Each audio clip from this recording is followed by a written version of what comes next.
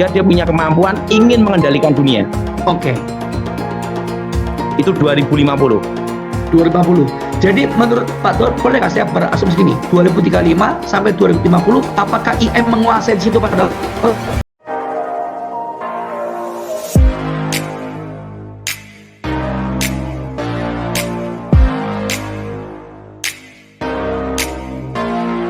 Shalom sahabat John Pregador. Senang sekali bisa bertemu kembali dengan sahabat di channel ini.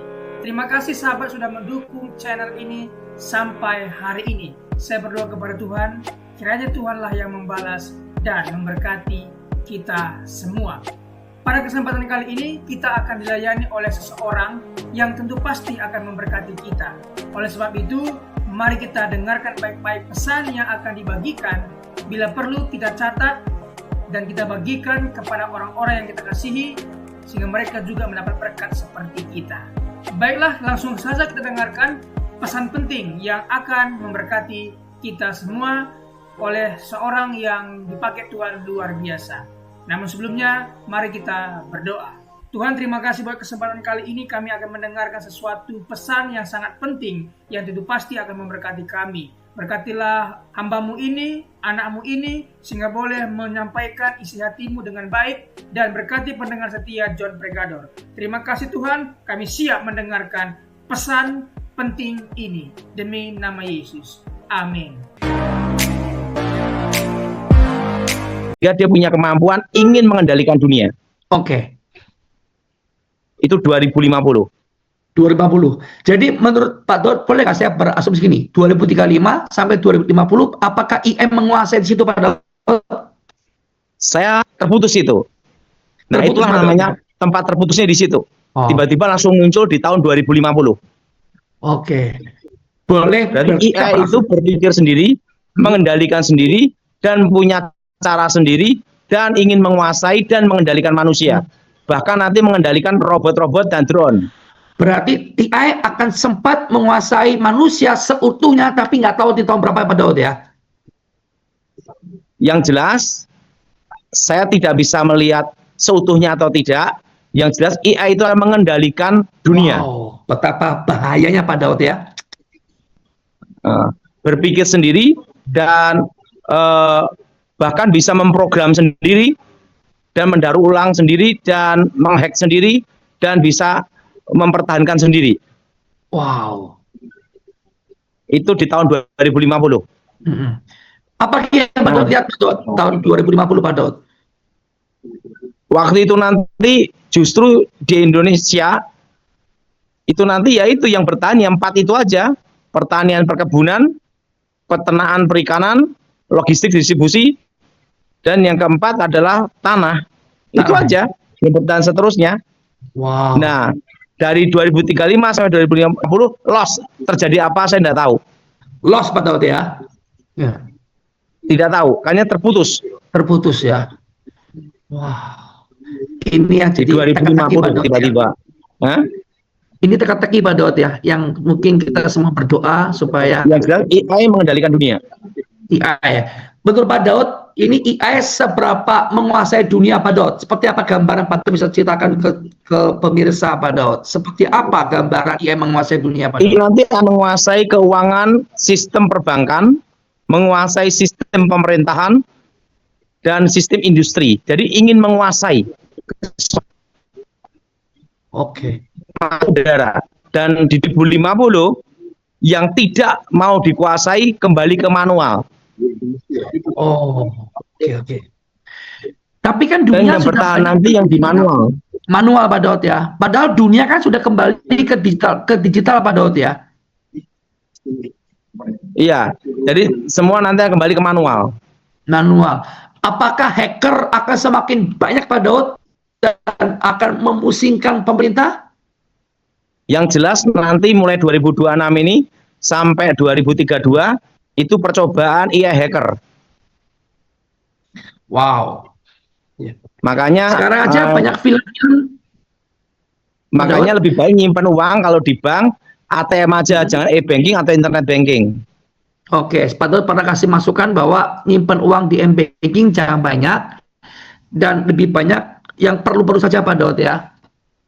Karena AI akan berusaha mengendalikan dunia Oke. di 2050 itu. 2050 Pak Dot ya. Jadi sekarang kita siap-siap. Mm-mm. Lebih baik kalau ada uang tunai. Kedua, kalau transaksi di bank pakai ATM aja. Uang kecil-kecil itu yang transaksi pakai e-banking, yang kecil-kecil aja. Jadi kalau Oke. hilang ikhlas gitu aja. Iya, ikhlas Pak Dot ya. Haleluya. Haleluya. Nah, udah paham Thomas? Paham. Pak Daud, kalau selain yang dunia terjadi, khusus untuk keimanan Pak, bagaimana dalam bentuk ibadah, gereja mungkin, tatanan iman yang... Yang jelas tahun 2033 akan pulihnya kemah tabernakel, kembalinya kemah tabernakel di Indonesia. Banyak Oke, kebangunan rohani yang terjadi. kebangunan rohani terjadi. Jadi jemaat akan bosan, sudah sampai titik bosan, titik mencari gereja tubuh Kristus yang ada urapan dan kuasa Tuhan ya, begitu Pak Daud ya. Dan ini kan saya bicara sama Jenderal Muldoko. Mm-hmm. Jenderal Muldoko bicara bahwa ini di mana terjadi transisi antara BBM itu bahan bakar fosil untuk ke listrik. Oke. Ini sudah mulai. Sudah Tapi mulai. ini Jadi Asia kedepannya dulu ya. Asia, ada kemungkinan berarti ada pergeseran bahan bakar yang dipakai untuk operasional Pak Daud ya. Yang jelas nanti emas akan tembus 3.250 di tahun 2030. Karena tahun 2030 kita akan masuk namanya hiperinflasi. Sekarang udah inflasi bertemu dengan devaluasi, berarti lebih naik lagi Pak Daud, hiperinflasi. Iya, makanya kita simpan barang. Apa Pak Daud yang perlu simpan aja Pak Daud? Bisa kasih emas, perak, tembaga, tanah, dan setelah itu barang dagangan. Barang dagangan, oke. Oke, Thomas. Iya. Ada lagi Pak Daud yang bisa diberikan tahun 2050 Pak Daud? Saya sudah cukup, Thomas. Thomas, ya. Ini saya baru bertamu tempatnya teman. Thomas lanjutkan ya. Nggak bisa doa dulu Pak Daud? Yuk kita doa untuk semuanya ya. Ya. Aku mohon kuasa Yesus bekerja, kekuatan Elohim bekerja, berkati semua Tuhan yang dalam program ini Tuhan, dan nama dimuliakan, jamah laut Tuhan di dalam nama Yesus. Amin. Amin. Terima kasih sahabat sudah mengikuti dan menyaksikan tayangan kami hari ini. Saya yakin dan percaya kita pasti diberkati melalui tayangan hari ini. Sahabat, bila diberkati dengan tayangan kami, marilah kita dengan murah hati share video ini kepada teman-teman kita yang lain, agar mereka juga tidak kehilangan informasi dan mereka juga diberkati. Diberkati untuk memberkati. Sahabat John Pregador, banyak sekali pelajaran yang kita bisa ambil dari sesi hari ini. Catatlah baik-baik poin-poin yang telah disampaikan, simpan dalam hati, dan diaplikasikan dalam kehidupan sehari-hari. Saya yakin dan percaya itu bisa menjadi pelajaran dan rema buat kita, sekaligus membuat kita bijaksana dan bertanggung jawab dalam menjalani kehidupan ini.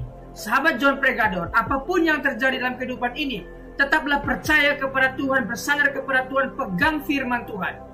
Karena firman Tuhan adalah pedoman hidup kita yang menuntun kita kepada jalan yang benar, yang membawa kita kepada keselamatan yang kekal. Jadi sahabat, mari kita mempergunakan waktu ini sebaik-baiknya. Selama hidup, selama masih diberikan kesempatan untuk berkarya, mari kita beri yang terbaik kepada Tuhan. Karena dalam hidup ini, di kekalan, Tuhan telah sediakan 5 mahkota bagi mereka yang taat, setia, dan melakukan firman Tuhan. 5 mahkota telah Tuhan sediakan. Apa saja itu? Pertama, mahkota abadi. Diberikan untuk melatih pengendalian diri dan berjuang untuk menjadi yang terbaik yang Anda bisa untuk Tuhan. 1 Korintus 9 ayat 25. Tiap-tiap orang yang turut mengambil bagian dalam pertandingan menguasai dirinya dalam segala hal. Mereka berbuat demikian untuk memperoleh sesuatu mahkota yang fana, tetapi kita untuk memperoleh suatu mahkota yang abadi. 2. Mahkota kemegahan diberikan untuk memenangkan orang lain bagi Kristus. 1 Tesalonika 2 ayat 19. Sebab siapakah pengharapan kami atau sukacita kami atau mahkota kemegahan kami di hadapan Yesus, Tuhan kita, pada waktu kedatangannya, kalau bukan kamu? Mahkota kemegahan memenangkan jiwa.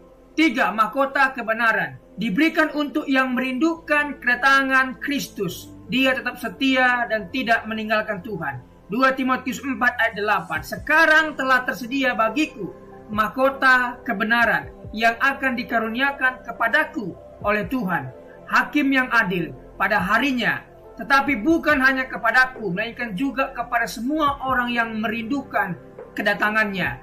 Bila kita setia, taat, dan tidak murtad, dan merindukan kedatangannya, maka pasti kita akan mendapatkan mahkota kebenaran. 4. Mahkota kehidupan diberikan untuk bertahan dalam pencobaan.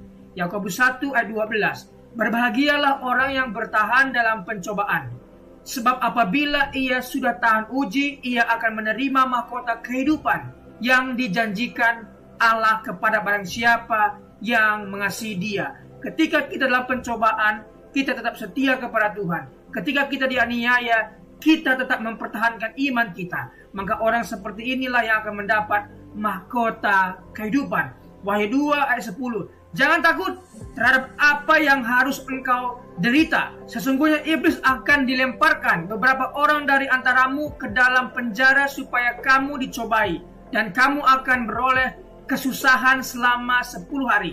Hendaklah engkau setia sampai mati, dan aku akan mengaruniakan kepadamu mahkota kehidupan. 5. Mahkota kemuliaan diberikan untuk rajin dan setia mengembalakan kambing domba gereja atau jemaatnya Tuhan. 1 Petrus 5 ayat 4. Maka kamu apabila gembala agung datang, kamu akan menerima mahkota kemuliaan yang tidak dapat layu. Untuk mendapatkan mahkota, kita harus mengikuti peraturan pertandingan dan mencapai garis akhir serta tetap memelihara iman kepada Tuhan Yesus. 2 Timotius 2 ayat 5. Seorang olahragawan hanya dapat memperoleh mahkota sebagai juara apabila ia bertanding menurut peraturan-peraturan olahraga. 2 Timotius 4 ayat 7. Aku telah mengakhiri pertandingan yang baik, aku telah mencapai garis akhir, dan aku telah memelihara iman. Wahyu 3:11. Aku datang segera, peganglah apa yang ada padamu, supaya tidak seorang pun mengambil mahkotamu.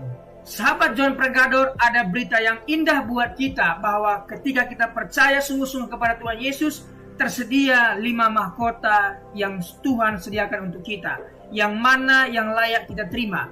Selama hidup, kerjakan bagianmu, layani Tuhan, beritakan firman, dan menangkan jiwa, maka engkau akan pasti mendapatkan salah satu mahkota ini. Sahabat, apabila engkau dalam kesusahan, ingatlah firman ini. Marilah kepadaku semua yang letih lesu dan berbeban berat, aku akan memberikan kelegaan kepadamu. Pikulah kuk yang kupasang dan belajarlah kepadaku, karena aku lemah lembut dan rendah hati, dan jiwamu akan mendapatkan ketenangan. Diberkati orang yang mengandalkan Tuhan, yang menaruh harapannya kepada Tuhan. Ia akan seperti pohon yang ditanam di tepi air, yang merambat akar-akarnya ke tepi batang air, dan yang tidak mengalami datangnya panas terik, yang daunnya tetap hijau, yang tidak khawatir dalam tahun kering, dan yang tidak berhenti menghasilkan buah. Janganlah takut, sebab aku menyertai engkau. Janganlah bimbang, sebab aku ini Allahmu. Aku akan meneguhkan, bahkan akan menolong engkau. Aku akan memegang engkau dengan tangan kananku yang membawa kemenangan. Sebab aku ini mengetahui rancangan-rancangan apa yang ada padaku mengenai kamu. Demikianlah firman Tuhan, yaitu rancangan damai sejahtera dan bukan rancangan kecelakaan, untuk memberikan kepadamu hari depan yang penuh harapan. Tuhan memberkati engkau dan melindungi engkau. Tuhan menyinari engkau dengan wajahnya dan memberikan engkau kasih karunia. Tuhan menghadapkan wajahnya kepadamu dan memberikan engkau damai sejahtera. Tetaplah berpegang pada janji Tuhan. Diberkati sahabat John Pregador dimanapun berada. Pekerjaan apapun yang sedang dikerjakan, Tuhan buat berhasil. Darah Yesus bukan dalam berkat, keberuntungan, keberhasilan, masa depan yang penuh harapan diberikan Tuhan kepada setiap pendengar setia John Pregador. Terima kasih, Tuhan Yesus memberkati. Mari kita berdoa. Tuhan Yesus, terima kasih buat hari ini. Kami percaya setiap hari adalah hari yang baik Engkau berikan kepada kami. Dan hari ini pun kami merasakan kebaikan Tuhan dan tidak ada alasan kami untuk tidak mengucap syukur. Terima kasih sepanjang hari yang Tuhan berkati. Terima kasih renungan kabar baik yang sudah kami dengar hari ini. Diberkatilah kiranya semua pendengar setia John Pregador. Dibukakan jalan berkat, jalan keberuntungan, keberhasilan mereka. Pekerjaan mereka berhasil dan beruntung. Keluarga mereka diberkati oleh Tuhan. Terima kasih Tuhan Yesus. Pertemukan kami di hari-hari berikutnya dengan keadaan sehat dan baik, diberkati oleh Tuhan Yesus. Terima kasih buat pembicara narasumber hari ini. Diberkati pekerjaan, usaha, bisnis apapun yang mereka kerjakan, Tuhan buat berhasil dan beruntung. Terima kasih Tuhan Yesus. Demi nama Tuhan Yesus kami berdoa dan mengucap syukur. Haleluya. Amin.